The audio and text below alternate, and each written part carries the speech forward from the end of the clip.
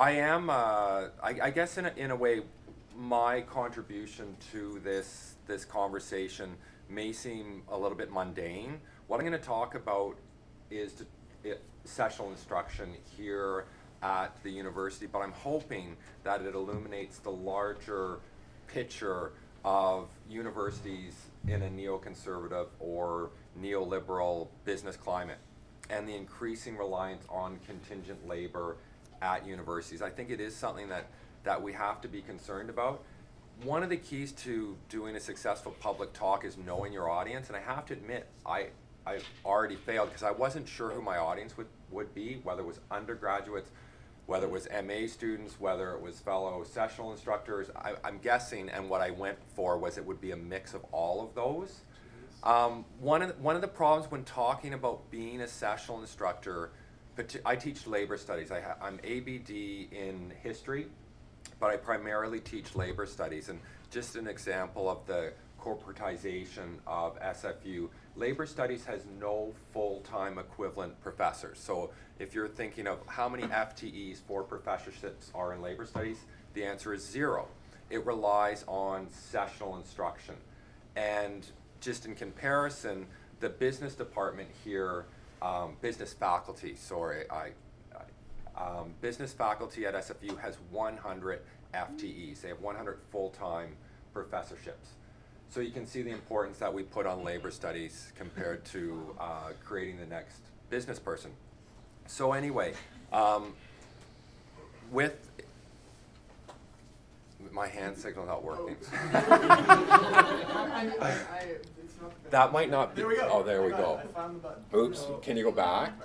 Press. Oh, yeah. Okay. You know, whenever I do PowerPoints, I feel like obliged to do them, and then I think, you know, do I really need this? But it takes me forever too. But we'll see. I want to situate our understanding of what's going on in our use of labor with some statistics, and I know they can be boring, but University of Toronto has about 22% of the university courses taught in the humanities. So really, I'm talking about the lower faculties here. I'm not conversant with science. I'm not conversant with the faculties that get the large corporate donations. Remember, I teach in labor studies.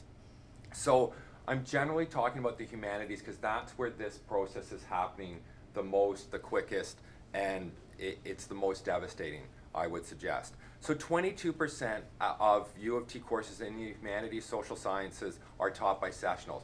And believe me, when I saw this, I wasn't shocked. That's nirvana compared to the situation in other universities. So sessional instructors are seen, sessional instructors are seen as a quick fix. Just as an example, at the University of British Columbia, this is from a Maclean's article, the University of British Columbia saw an increase in undergraduate enrollment. You all know that tuition fees have gone up, so an increase in undergraduate enrollment means that they're getting more student dollars.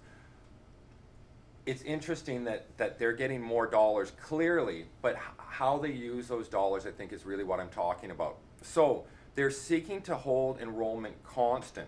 Now, this is the Walter Sudman, the University Director of Planning and Institutional Research. He says, the result is we will have to do some scrambling. Some departments will need to add additional core course sections. These probably can be accommodated by having sessional instructors teach additional courses. So just to be clear, what that means is they're getting more students, they're getting more money. What do? Do they create a professorship? Do they create a tenure stream job? No, of course not. They can get sessional instructors to teach additional courses. So at Carleton, compared to U of T, sessional lecturers teach 33.1%. And lecturers and instructors, because there's actually a hierarchy within our contingent labor force, lecturers and instructors teach 16.4% of all sections offered in undergraduate arts and social science curriculum. This is 2003-2004. So that means, and it took me a while to do the math, but 52.2% of all students in art and social science are taught by contingent labor, by temporary part-time labor. Now, what's normal at SFU? Oh, sorry. I'm gonna look like an idiot on the tape. So, what's normal at SFU? This is a quote. Oops. Aha! No wonder. This is sorry. It's really hard to see this one. This is just a picture of full-time tenure track employees and part-time. The part-time is in the purple or the lavender. So you can see, and this is for all the United States of America. Unfortunately, I don't have a comparative slide for Canada because StatsCan has stopped collecting information about contingent labor because the jobs that we do are too varied. It's too confusing to figure out. I don't really buy that because I think they could do it if they wanted to. Anyway, it went from 30% in 75, 89 saw 36%, 1995, 40.9% of all classes in actually it's not just social sciences, 40.9% in 95, and then I think this is 2004, 50.3% of all. 2007. Oh, thank you, 2007. Over 50% are being taught by contingent labor, by sessional instructors, by lecturers, by part-time workers, really is what we're talking about, no matter what they're called.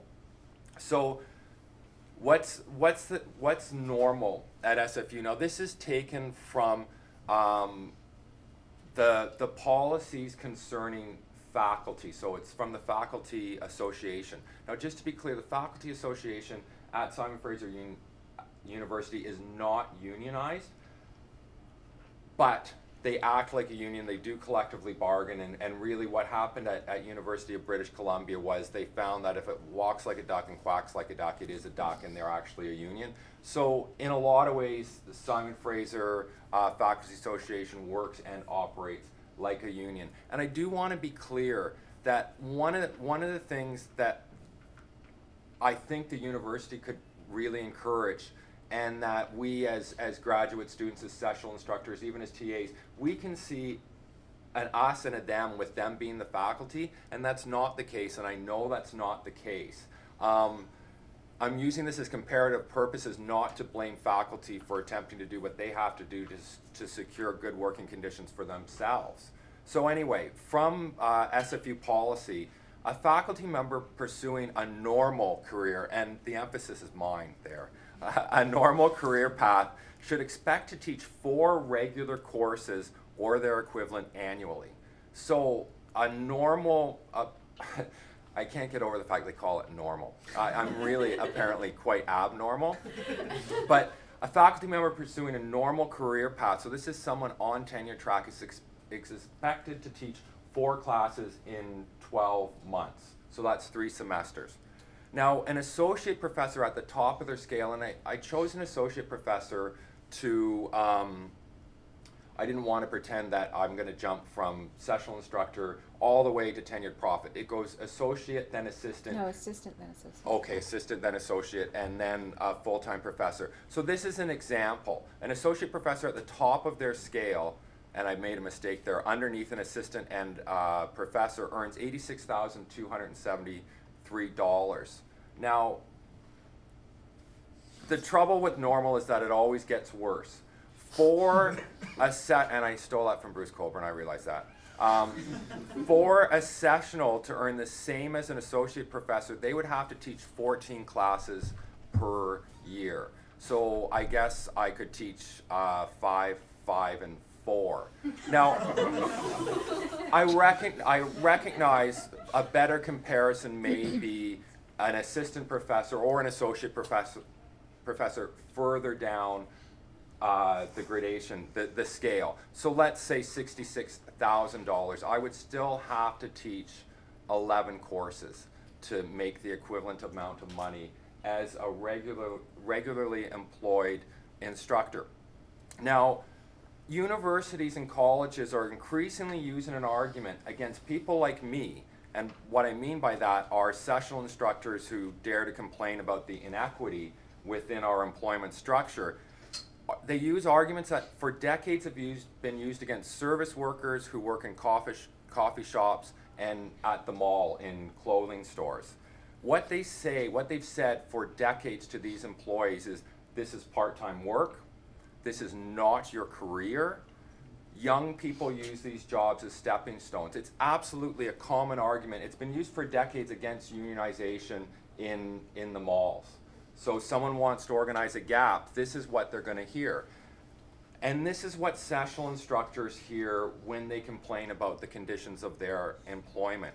Now, this is less and less true in coffee shops and in malls, if it ever was. Because historically, it really resembles the "it's only pin money" argument used against women for decades, trying to get equal pay for equal work. So historically, those kind of arguments have been used to justify low wages for women, and it's not part-time work anymore, when generally speaking what happens is that we sessional instructors, contingent labor, start to string together a number of appointments at different universities to make a living. It is actually our career.